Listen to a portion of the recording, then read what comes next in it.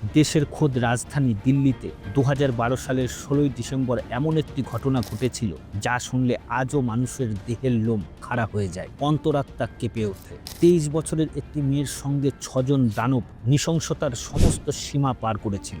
আজকের মতো সেদিনও পুরো দেশ সহ গোটা পৃথিবীর জনগণ রাস্তায় নেমে প্রতিবাদ করছিল। ভারতীয় আইন এবং প্রশাসনের উপর সবাই আঙুল তুলছিল। बहुत बार मैंने इस तरह के कृत्यों के लिए कहा है कि ऐसे लोगों को फांसी की सजा होनी चाहिए। নির্ভয়া সম্ভবত আপনি নির্ভয়া কেস সম্পর্কে অনেক কিছুই জানেন এবং শুনেছেন, কিন্তু আমরা এই কেসের এমন কিছু দিক বলবো যা আপনি হয়তো আগে শোনেননি। নির্ভয়া কেসের জীবিত থাকা একমাত্র অপরাধীকে সরকার থেকে ১০,০০০ টাকা এবং সেলাই মেশিন দেওয়া হয়েছিল। সে এখন কোথায় এবং কি অবস্থায় আছে শোনাবো তার সম্পূর্ণ কাহিনী। আমাদের উদ্দেশ্য আপনাকে সঠিক এবং নিরপেক্ষ তথ্য দেওয়া, যেন আপনি সব সময় সতর্ক এবং সজাগ থাকেন। তাই ভিডিওটি শেষ পর্যন্ত দেখুন। ১৯৮৯ সালের ৫ই জানুয়ারি উত্তরপ্রদেশের বালিয়া জেলায় নির্ভয়ার জন্ম হয়। বাবা মা এবং ৩ সন্তানের মধ্যে নির্ভয়া ছিল সবার বড়। ছোট থেকেই নির্ভয়া পড়াশোনায় অত্যন্ত মেধাবী ছিল। সে জীবনে ডাক্তার হবার স্বপ্ন দেখছিল। নির্ভয়ার বাবা মা তাদের মেয়ের স্বপ্নকে সত্যি করার জন্য সমস্ত সয় সম্পত্তি বেচে দিল্লিতে এসে স্থায়ীভাবে বসবাস করতে শুরু করেছিল, কারণ নির্ভয়ার কলেজ তখন দিল্লিতে ছিল। তার বাবা মা তাকে উচ্চশিক্ষা এবং সুন্দর ভবিষ্যৎ গড়ার জন্য উৎসাহিত করতেন। ছোট পরিবার, তবে খুব স্নেহময়, একে অপরকে সাহায্য করতে প্রস্তুত ছিল। পরিবারের প্রত্যাশা পূরণ করে এগিয়ে যেতে উচ্চশিক্ষার জন্য নির্ভয়া ফিজিওথেরাপি কোর্সে ভর্তি হয় এবং খুব ভালো নম্বরের সাথে ফিজিওথেরাপি ডিগ্রি অর্জন করেন। এই পর্যন্ত সব ঠিকঠাক চলছিল। সে তখন ইন্টার্নশিপের ছাত্রী। এরপর আসে তার জীবনে সেই ভয়ঙ্কর বিভৎস অন্ধকারময় রাতটি। ১৬ই ডিসেম্বর ২০১২ রবিবার। ছুটির দিন হওয়ায় নির্ভয়া ও তার বন্ধু অবনীন্দ্র প্রতাপ পাণ্ডে আমির খানের তালাশ সিনেমা দেখতে যাওয়ার জন্য প্ল্যান করেন। বিকাল ৫টা ৩০ নির্ভয়া সিনেমা দেখতে বের হয়। কে জানতো এটাই তার শেষ যাওয়া হবে। ফলে তালাশের টিকিট না পাওয়ায় তারা লাইফ অফ পাই নামে সিনেমাটি দেখেন দিল্লির সিলেক্ট সিটি ওয়ার্ক মলে। রাত ৮টা ৩০ নির্ভয়া ও তার বন্ধু সিনেমা দেখে বের হন এবং তারা বাড়ি ফেরার জন্য অটো খুঁজতে শুরু করেন। শীতের রাত হওয়ায় কোনো অটোই যেতে রাজি হচ্ছিল না। দু একটা অটো যেতে রাজি হলেও প্রচুর টাকা দাবি করায় নির্ভয়া ও অবনীন্দ্র ঠিক করেন তারা অটো ধরে আগে মনিরকা বাস স্ট্যান্ডে যাবেন আর সেখান থেকে বাস ধরে বাড়ি পৌঁছাবে। তারা একটি অটো ধরে মনিরকা বাস স্ট্যান্ডে পৌঁছালেন। রাত ৯টা।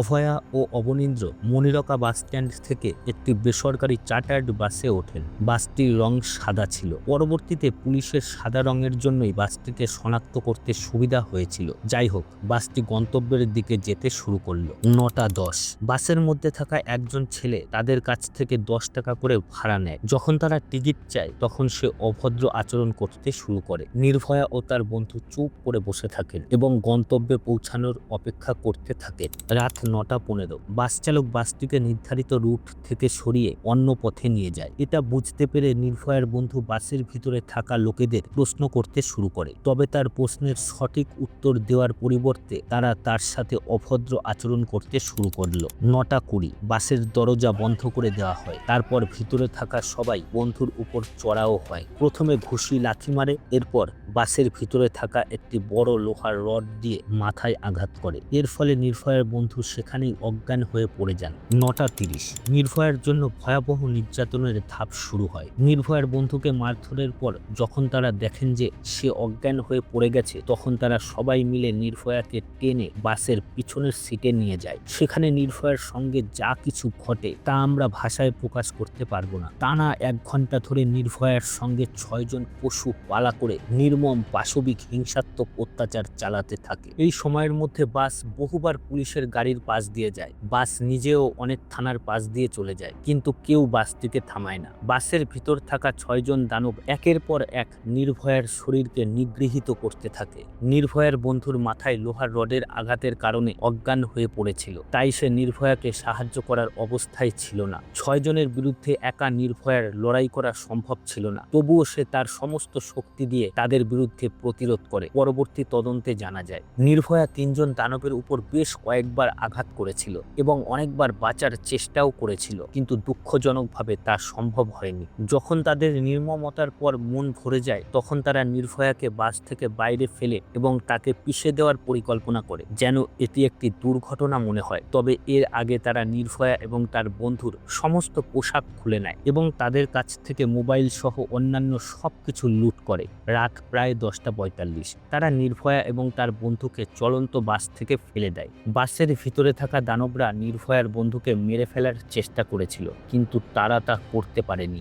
বাস থেকে ফেলার পর নির্ভয়ার বন্ধু কিছুটা সজাগ হয়ে সাহায্যের জন্য আর্তনাদ করতে শুরু করে। অনেকেই তাদেরকে উপেক্ষা করে চলে যায়, কিন্তু দুজন অজানা ব্যক্তি তাদের করুণ অবস্থা দেখে পুলিশকে ফোন করে। কিছুক্ষণ পর পুলিশের একটি দল সেখানে পৌঁছায় এবং দ্রুতই তাদেরকে শপথগঞ্জ হাসপাতালে ভর্তি করে। নির্ভয়ার উপর কতটা বর্বরতা চালানো হয়েছিল তা বোঝা যায় এই থেকে যে তার অন্ত্র বেরিয়ে এসেছিল। প্রচুর রক্তপাত হচ্ছিল, শরীর সম্পূর্ণ চূর্ণ বিচূর্ণ হয়ে গিয়েছিল, অন্তরঙ্গে লোহার রড ঢোকানো হয়েছিল। কিছু ঘন্টার মধ্যে নির্ভয়ার সঙ্গে ঘটে যাওয়া নির্যাতনের খবর মিডিয়ার মাধ্যমে দেশ বিদেশে ছড়িয়ে পড়ে। যখন মানুষ এই বর্বরতার খবর শুনতে পায়, তারা ক্ষোভে ফেটে পড়ে। দাবানলের মতো এই প্রতিবাদ আন্দোলনের রূপ নেয় এবং দেশের সর্বত্র নির্ভয়া সমর্থনে বিক্ষোভ শুরু হয়। দেশব্যাপী মানুষ নির্ভয়ার জন্য প্রার্থনা করতে থাকে, কিন্তু হাসপাতালে নির্ভয়ার অবস্থা দিন দিন খারাপ হতে থাকে। 16 ডিসেম্বর 2012 থেকে 19 ডিসেম্বর পর্যন্ত নির্ভয়ার 5টি অস্ত্রোপচার করা হয়। নানা প্রচেষ্টা সত্ত্বেও তার অবস্থা আরও অবনতির দিকে যেতে থাকে। এই কারণে 21 ডিসেম্বর ভারত সরকারের পক্ষ থেকে দেশের শীর্ষস্থানীয় চিকিৎসকদের একটি কমিটি গঠন করা হয় এবং সরকারি খরচে নির্ভয়াকে সর্বোত্তম চিকিৎসা দেওয়ার জন্য নির্দেশ দেওয়া হয়। তবুও তার অবস্থার উন্নতি হয় না, বরং তার শরীরের তাপমাত্রা বেড়ে 102 থেকে 103 ডিগ্রি ফারেনহাইটে পৌঁছে যায় এবং সংক্রমণও মারাত্মকভাবে বেড়ে যায়। এদিকে রাস্তায় মানুষের ভিড় নির্ভয়ার জন্য আওয়াজ তুলছিল, আর চিকিৎসকরা সর্বোচ্চ প্রচেষ্টা চালাচ্ছিলেন তাকে বাঁচানোর জন্য, কিন্তু তার অবস্থার কোনো উন্নতি হচ্ছিল না। এই পরিস্থিতিতে তৎকালীন প্রধানমন্ত্রী মনমোহন সিংয়ের নেতৃত্বে 26 ডিসেম্বর একটি ক্যাবিনেট বৈঠক ডাকা হয় এবং সিদ্ধান্ত নেওয়া হয় যে নির্ভয়াকে বিশ্বের সেরা অঙ্গ প্রতিস্থাপন হাসপাতালে পাঠানো হবে। এরপর তাকে সিঙ্গাপুরের মাউন্ট এলিজাবেথ হাসপাতালে এয়ারলিফটে করে পাঠানোর প্রস্তুতি শুরু হয়। অবশেষে 27 ডিসেম্বর নির্ভয়া সিঙ্গাপুরের মাউন্ট এলিজাবেথ হাসপাতালে পৌঁছায় এবং সেখানে তার চিকিৎসা শুরু হয়, কিন্তু সেখানেও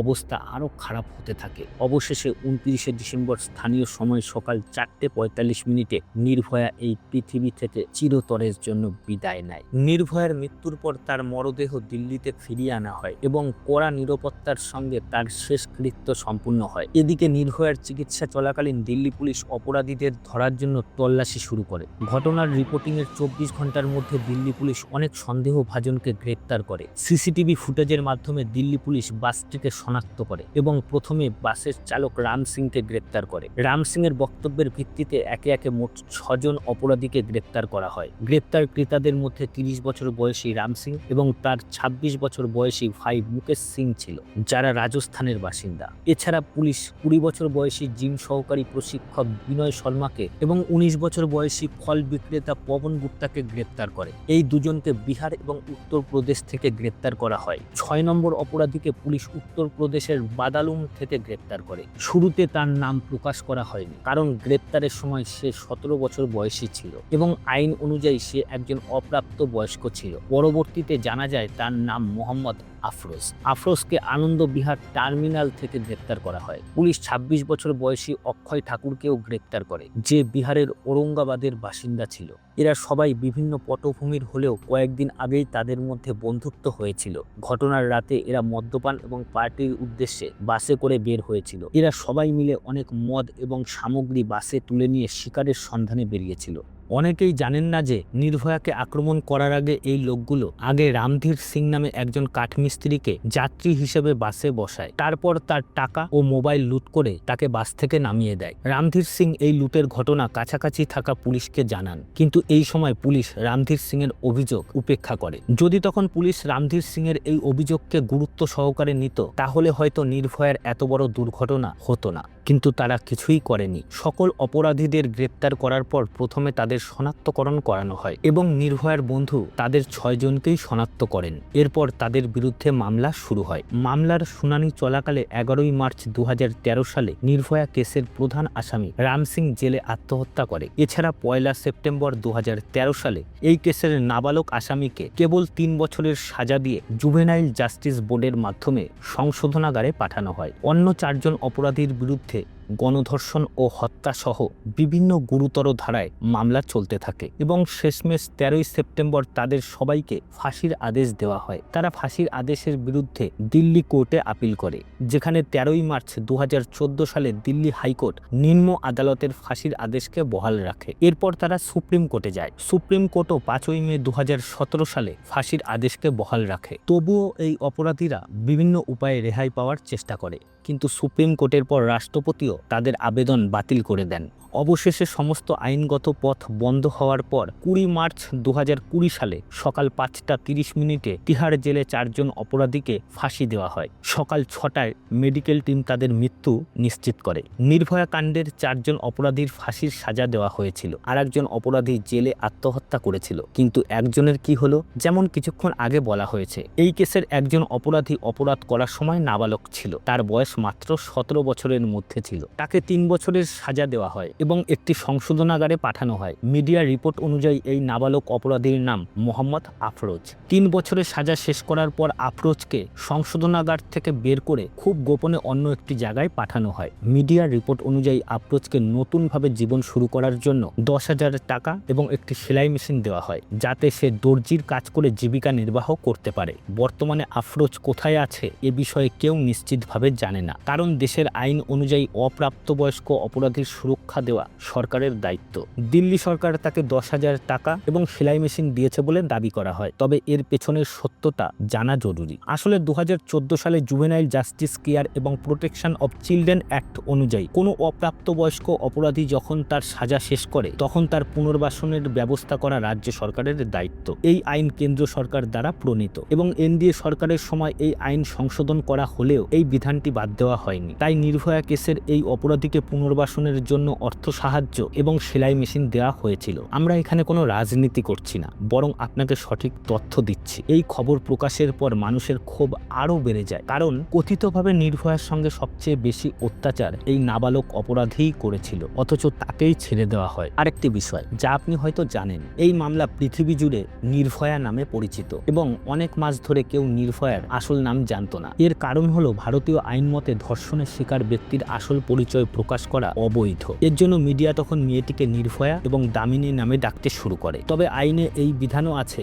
যে যদি ভুক্তভোগীর বাবা মা বা পরিবারের লোকেরা চান, তাহলে তারা নিজের ইচ্ছায় তার পরিচয় প্রকাশ করতে পারেন। এই আইনের আওতায় নির্ভয়ার পরিবার মিডিয়াকে বলেছিল তাদের মেয়েকে লুকানোর কিছু নেই, বরং তাদের মেয়ে যে সাহসিকতার সঙ্গে দানবদের মোকাবিলা করেছে তা নিয়ে তারা গর্বিত। এরপর নির্ভয়ার বাবা মিডিয়ায় তার মেয়ের আসল নাম জানিয়েছেন। নির্ভয়ার আসল নাম ছিল জ্যোতি সিং। আমরা জ্যোতির আত্মার চিরশান্তি কামনা করছি।